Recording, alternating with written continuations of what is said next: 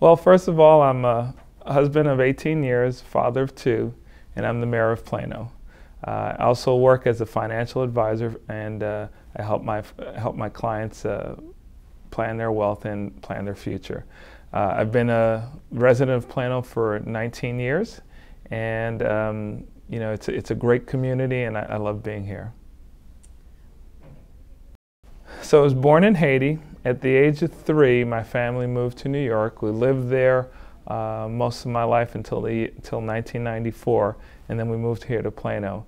And it's funny because I tell people I had a 3-year plan to be back home, and here I am 19 years later, the mayor of Plano.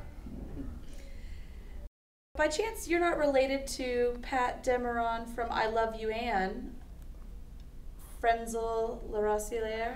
Yes, I am related to him. Anybody with the LaRosiliere name is a relative, but I've never met him. What I like most about living in Texas is the quality of life. It's a bit more laid back and easier pace than what I experienced growing up in New York. The heat. Texas is like Haiti because there's times it can get pretty hot. You know what, I never consider myself an achiever. I think life is a journey, and you set goals and you just take the steps along the path. I think achievement is something that someone else will determine, but for me, I always look forward, and I just keep moving towards that goal. I have extended family in Haiti. The majority of my family lives on the East Coast, New York, New Jersey, Boston, Florida, Montreal, but we do have some extended family back home. My suggestion on handling finances, number one, is for people to get in the habit of savings, because saving is a habit just like being in debt is a habit, and then having an actual long-term plan to execute so that you can again move towards a goal. Going to college is well worth it. My sister and I are first college graduates of our family, and what I found is that college education prepares you with skills that are much above and beyond what you actually learn. The skill of being independent, meeting deadlines, preparing for presentations. All those things are transferable skills that you'll use in your business life at some point. Last time I was in Haiti was in 1989. I went for my grandmother's funeral. I was supposed to be there for 5 days. The night before I left, they tried to overthrow the government, and I was stuck there for 2 weeks. It really taught me what freedom was all about. Real simply, work hard, put a good day's work in every day, and then make education the cornerstone of your family, because education is the true equalizer. How is your Creole?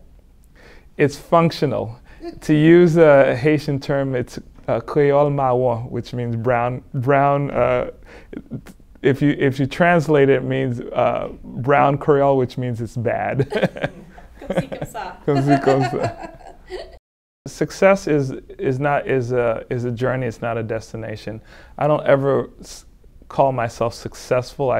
I see myself succeeding at goals, but the minute I reach a goal, it's really a stepping stone to the next goal. Leadership is something that is synonymous to responsibility for me. So taking a leadership position means you're accepting responsibility. The true essence of leadership, though, is to bring other people along and create a shared vision. Moving from Texas to New York was not the scariest thing I ever done. Living in New York, there's a lot other scarier things that occurred for me. Coming to Texas was actually very empowering, because I came to join my then girlfriend and now wife, and it's been the best decision I've ever made. You know, you don't know when a change is going to be disastrous or beneficial, but risk is part of life. I think ultimately we all have a voice inside of us that lets us know when we are really going to do something wrong. And I think if you listen to that voice and take its guidance, you'll always be on the right path. Reality is, even if you listen to that voice, the decisions you made may not be the right one or the best one, but if you're listening to the right things, you'll be in the right direction, and you'll be on that journey towards towards your success and your true path.